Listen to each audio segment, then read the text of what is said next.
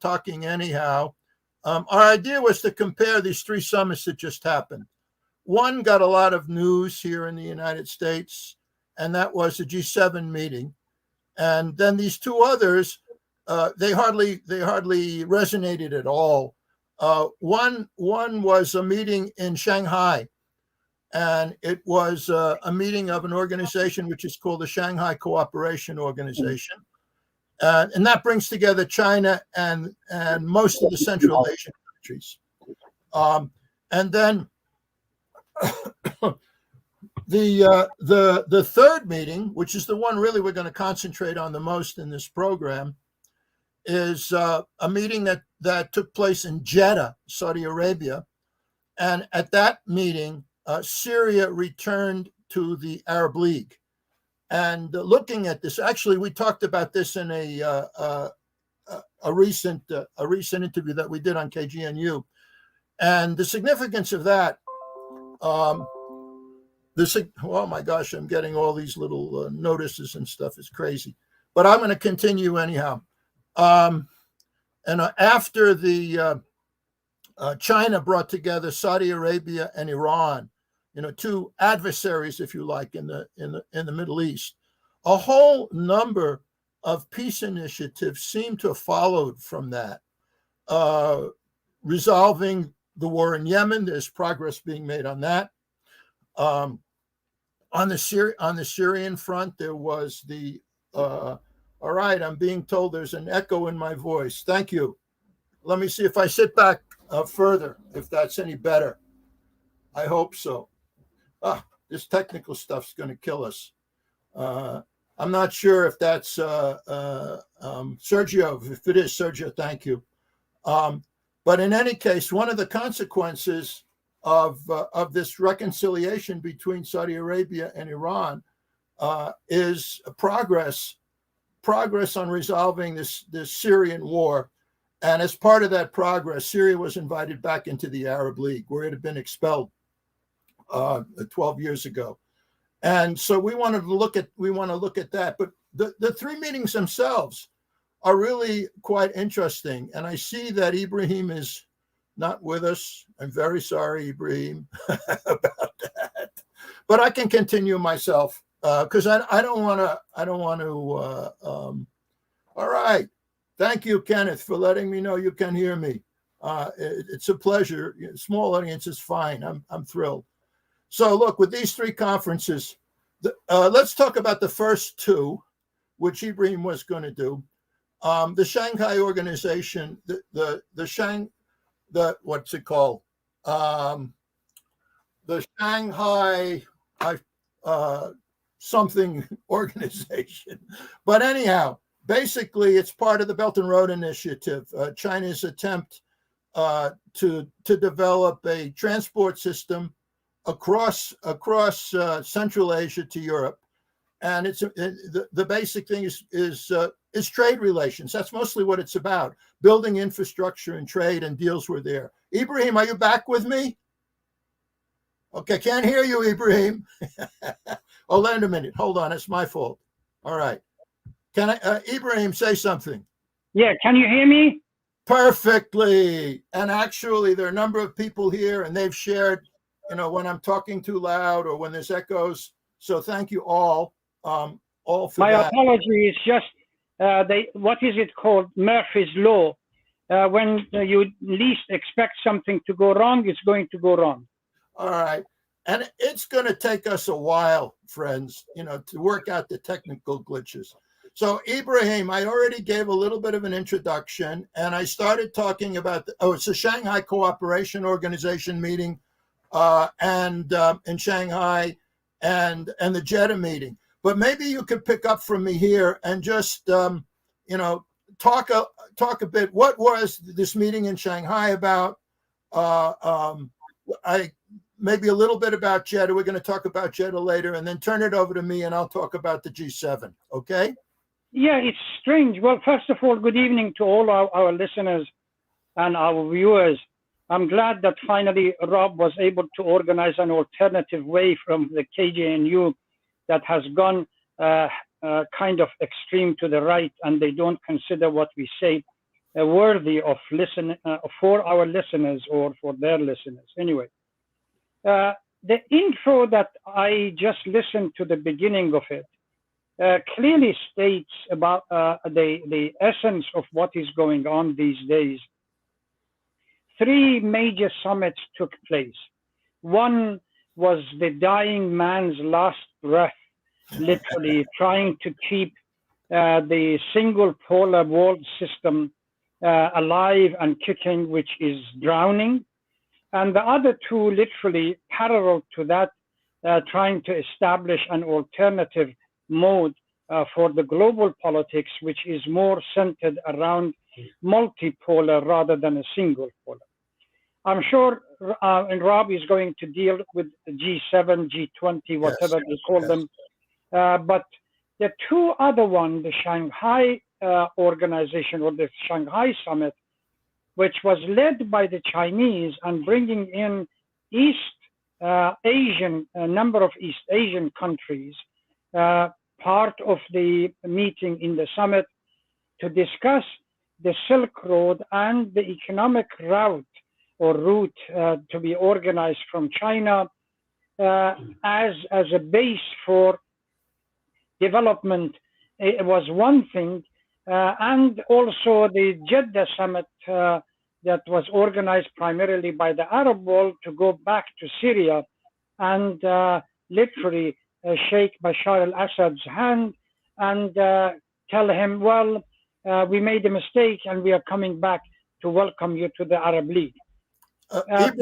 Ibrahim, you mentioned that the Arab League went back to Syria rather than Syria, quote, rejoined the Arab League. Can you explain why you put it in those terms? Yes, this is the phrase I borrowed from Yadaout Aharnot, the Israeli one, the Israeli newspaper, that they said, one of their representative or reporter said, it's not Bashar going to the Arab world, it's the Arab world coming back to Bashar, which clearly underscore and depicts what is happening.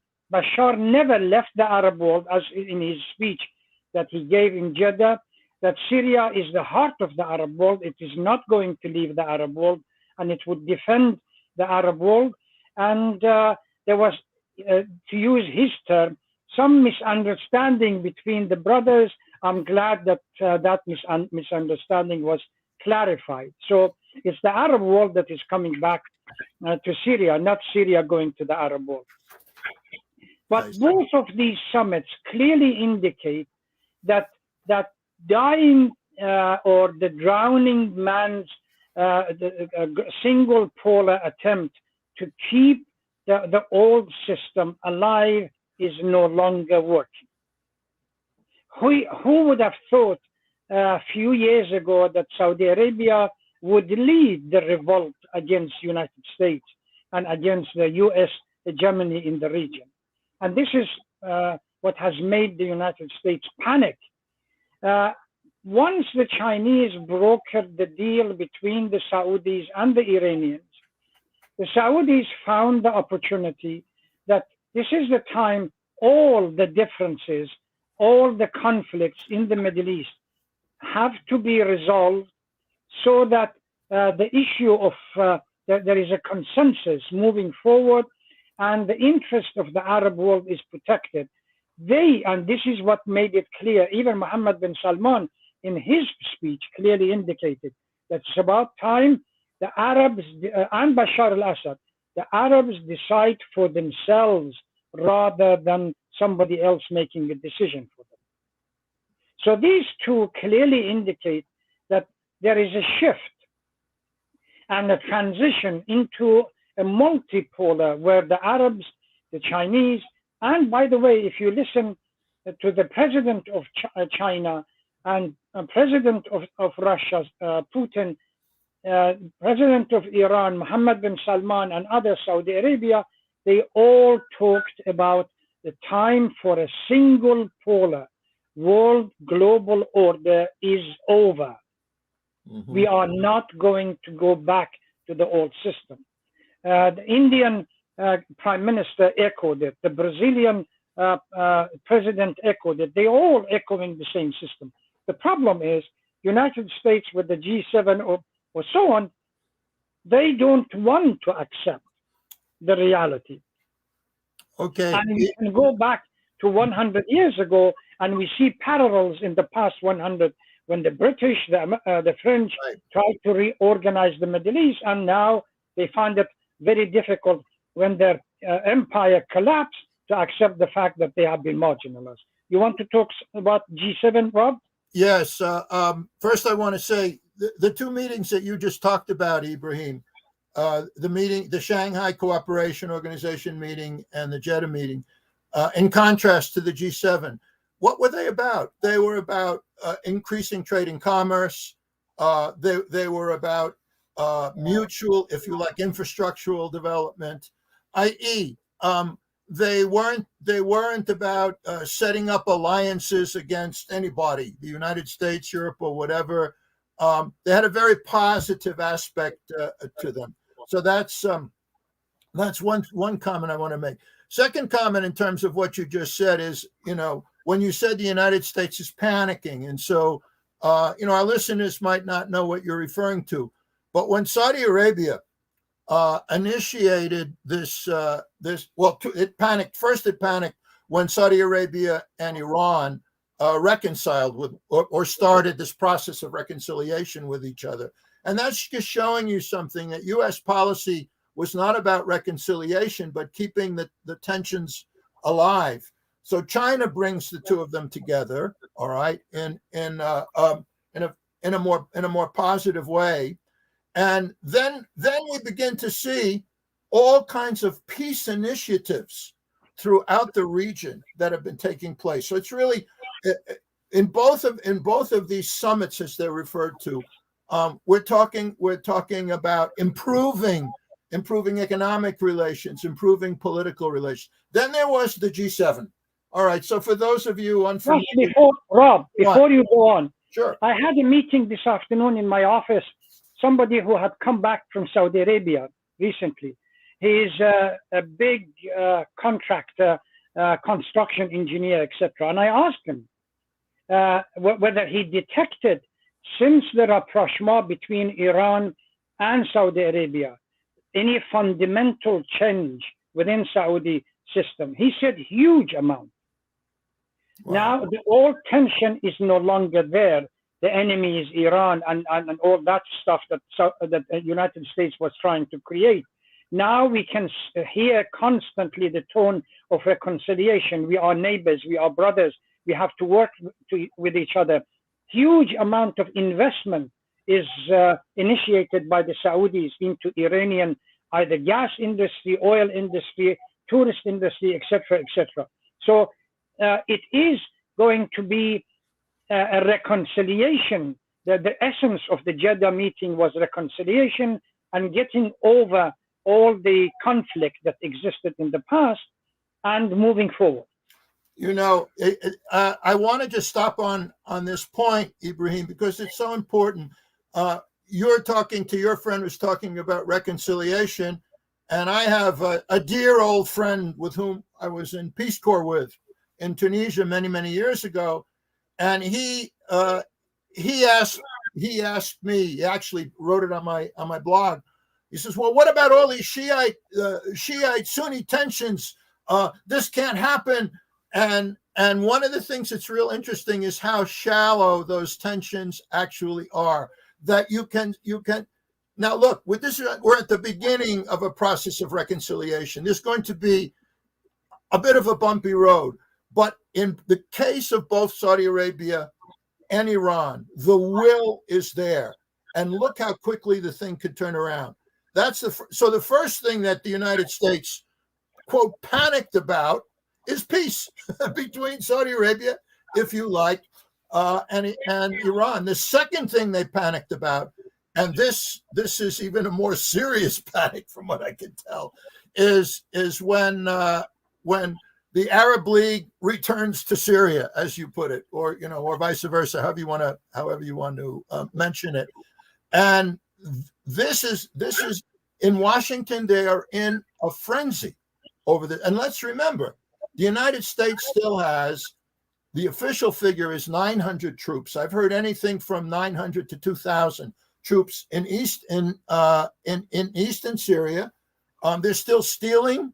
No, Well, Rob, yes. Rob. Independent sources have put the American soldiers in eastern Syria over 17,000. Oh my gosh! Oh, that's so we have a major. Many people in the United States don't know Syria is an occupied country. U.S. military has occupied Syria, so there's that part of it. They keep shifting. They keep shifting the numbers between Iraq and Syria. They bring them in and take them back. But there are officially 17,000 already in eastern Syria. Whatever the number, this is a foreign occupation, a major foreign occupation that includes not just military presence, but the stealing of oil and wheat, of Syrian oil and wheat. So you can see that U.S. intentions are still to break this regime, and basically it's still a policy of regime change. They lost the war against the Assad government. They lost the military war, but the economic war and the occupation continues. How is it that the United States has greeted the possibility of peace in Syria? They've extended sanctions. The Congress has extended and tightened sanctions against any country that tries to participate in the reconstruction of Syria. So they're still trying to choke Syria. Okay, moving on to this G7 meeting, it had such a different feeling for it. So these other meetings are positive, trade, peace, reconciliation, whatever. The G7 meeting, all right, first of all, it takes place in Hiroshima. Who are the countries involved? Let me read it because I always forget a few of them. Canada, France, Germany, Italy, Japan, United Kingdom, and the United States. The European Union is represented, and in this particular session, Zelensky shows up from the Ukraine. So basically, what we're talking about is the United States, Western Europe, and Japan. And what we're seeing about this G7 is that their influence in the world is declining, and it's being replaced in a rather dramatic weapon. There's really something close to a stampede. So in the old days, if you like, countries in Asia, Africa, and Latin America, they all wanted to participate in the G7 meetings. Now they all want to join, or so many of them want to join the BRICS, the Brazil, Russia, India, China, and South Africa. And I think two more were just added, right? Is that right, Ibrahim? Argentina, or they're applying. There's a number of countries that are trying to get into the BRICS. And in any case, the G7 meeting it takes place in Hiroshima. No mention who dropped a nuclear weapon on Hiroshima. And the very fact that it's in Hiroshima, I find a bit disturbing. And for me, it's like the United States sending China a message? We did this to Hiroshima, and watch it. Maybe we'll do it to you. Well, I can't say that for sure, but that's my concern. That they don't talk about. There's no contrition here. No. The United States has never apologized for dropping the 2 nuclear bombs on Hiroshima. All right, so that's one part of it. But if you look at the meeting, produced a 40-page document, and I looked at that document. I read the whole thing, and really, now again, this is my impression. In contrast to the 2 summits we just talked about, it comes close to being a declaration of war against China. It's talking about China and Russia, to be honest, but China is the main focus. China is the enemy. China has to be brought under control, as if it's China that has all these military bases surrounding the United States off of California and the East Coast, rather than the opposite. So the conference is just a very, very different kind of a conference. It's has a kind of threatening aspect to it. The kind of trade and commercial relations that we see in these other two summits, they're not there at all. And the contrast is really remarkable. So what we're really seeing in these three conferences, in the first two, we're seeing the creation of this new multipolar world. All right.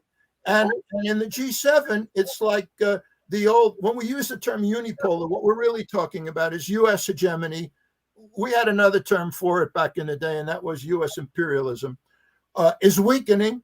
It's losing its hold, and it's simply trying to find these different ways to hold on, to limit, if you like, to stop the growth of all these economics. Yeah, Rob. Yes. I think, in a nutshell, we can say that the G7 summit was nothing more than jingoism. That all submit or follow the master and the American dictating the narrative. I mean, what can you say about these so many pages that cover so many issues? But on the other side, you look at the two summits, the Chinese and the Jeddah summit. Very simple. The goal is reunification, coming together, getting over our differences, building a new future peacefully with each other, sharing our resources together, etc., etc. There's nothing of power. It reminds me of going back, at least the Jeddah summit. One could say that this is a reverse of Sykes Pico protocol or organization that was in the 1920s, in the past century ago, 1 century ago, where that Sykes Pico was a program to divide the Middle East. Now there is a reconvergence taking place in an opposite to what the Sykes Pico was trying to establish. Go ahead. Sorry, I just have to say this. Well, no, I think it's relevant, and in fact, what this Jeddah meeting, this Arab League meeting, is about is the undoing of Sykes Pico. All right. So let me talk a little bit about. Just one second, Rob. Yeah, go on. When Daesh moved from Iraq into Syria and Jordan, they removed the borders, and they said that this is breaking of the Sykes Pico and going back into unification of these three countries.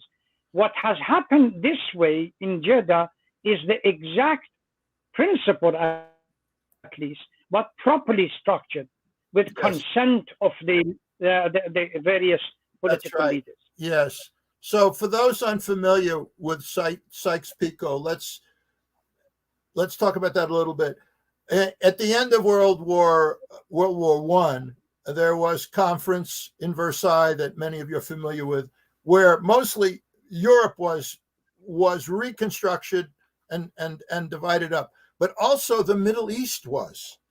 And basically what happened, the Middle East it's like a big cake, all right? And France gets one part and Britain gets another part.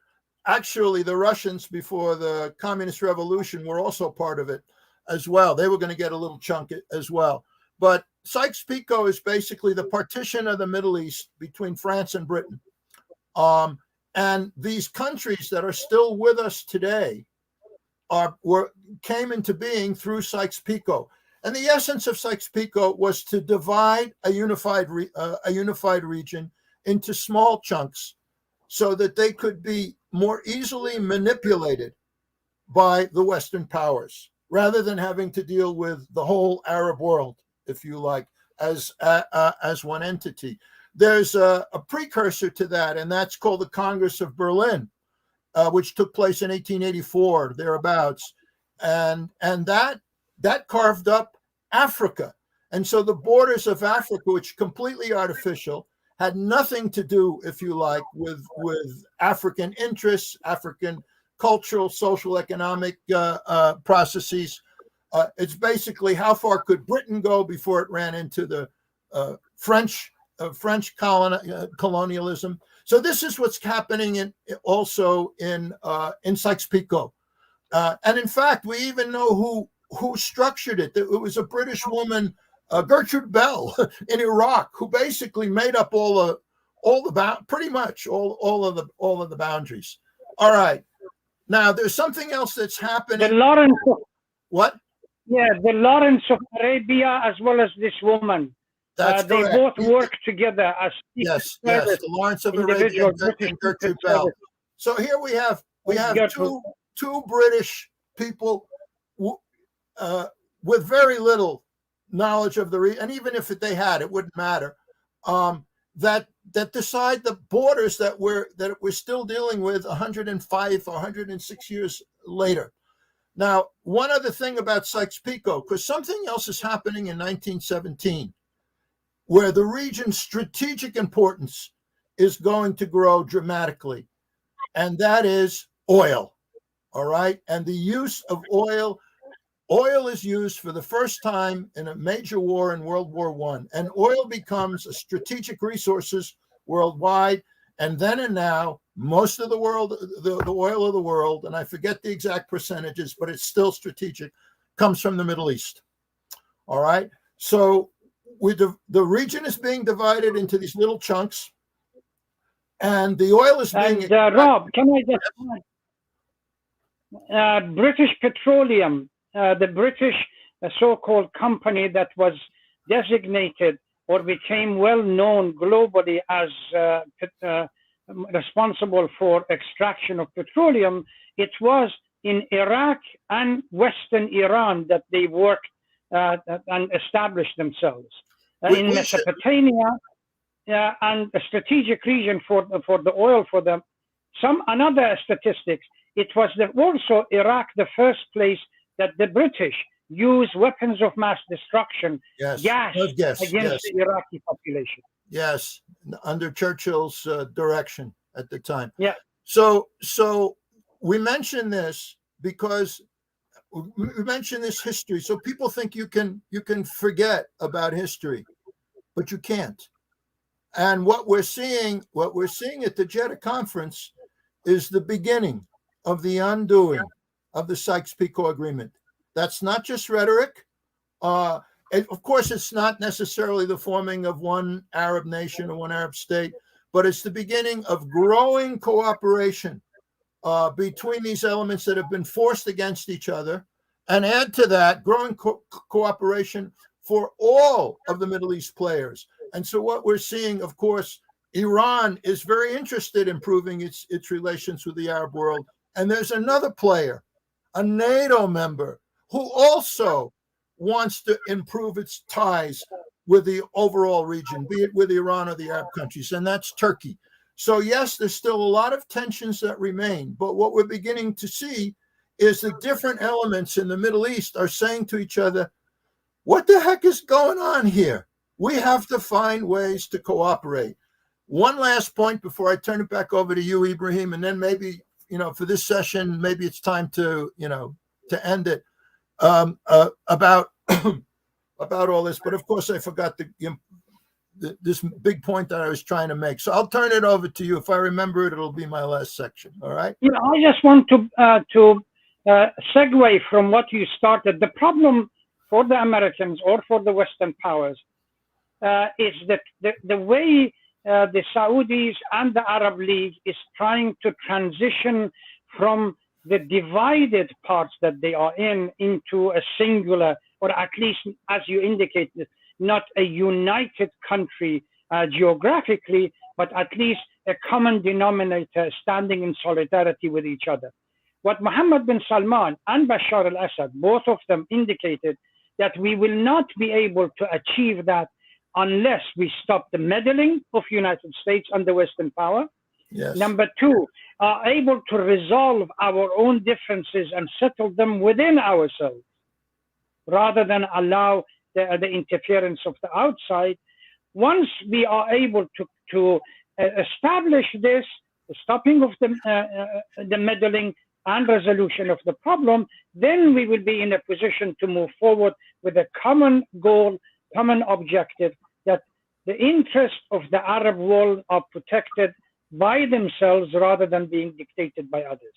Very important point. And my closing point, because I remembered it, which is, I'm impressed with myself for remembering it, is you have to ask, well, why is it that Iran and Saudi Arabia, what is it that brought them together? And of course, some of it is that both sides realized, hey, this has gone too far and it's getting dangerous.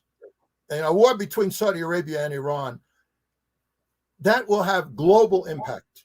In fact, devastating impact, because both in terms that both are such important energy producers. But there's something else that was happening that I think pushed that process, and it's pushing the whole region. And that is the interest that all these countries, despite the differences in their social systems, be it politically or culturally, they want to be part of this Belt and Road Initiative. That they see in the Belt and Road Initiative and their ties with China and to a certain degree with Russia, they see possibilities for economic and cultural growth that has been frustrated really since the end of World War II.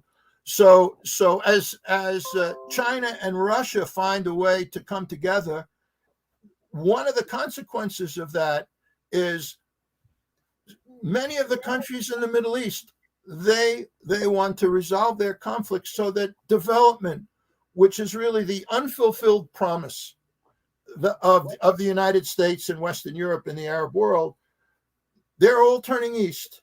They're turning east, and they're doing it with a speed that we can't keep up with it, and we're trying to follow it. Ibrahim, do you have any final comments you want to make? No, I mean, we have covered briefly all the things, but it's quite clear. I mean, regarding turning east, even Yemen, the Yemeni government immediately when Jeddah took place and the common goal was announced, immediately they established. They called the Chinese into the country to develop their oil industry and gas industry and navigation system and everything else. So everybody, Africa is now turning to east, particularly to China, Yes. as well as Russia. And Middle East is, the sooner the Americans leave, then the reconstruction will begin. And reconstruction will begin, Iranians, probably Saudis and Chinese and Russians will benefit from it.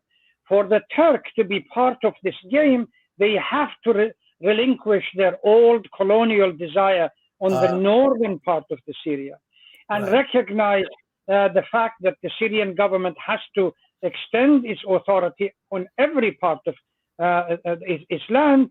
It depends whether the United States is prepared to accept that the world has turned or changed, and they have no other alternative but to leave Eastern Europe. I mean, Eastern and Northeastern Syria. The problem, this is the double standard that we have. While they are occupying Syria, they talk about criticizing Russian and their conflict in Ukraine. I think this is something that we can talk about it in the future. Yes. So friends, I realize technically we didn't do real well, but this gives you a little sense of the quality of our discussion. There's, in this case, what's the main point here? There's changes, positive changes taking place in the Middle East we have not seen in our lifetime, and we are trying to at least share that with you. I would add one last thing. It's not impossible for the United States to participate in these processes, but what it really means is a sea change of policy. And needless to say, whether we're talking about domestic issues or foreign policy issues, right now we're far away from that. So look, thanks those of you that tuned in, really appreciate it big time. And we're going to continue to do these programs, and we'll get better at it and with these technical problems. But what's this about? We feel like we understand some things. We want to share our insights with people. maybe to help you understand how to make this world, and in this case, the Middle East, a better place. So I'll say goodbye at this point. Ibrahim, poor Ibrahim had a really busy day. Good night, everyone. Goodbye.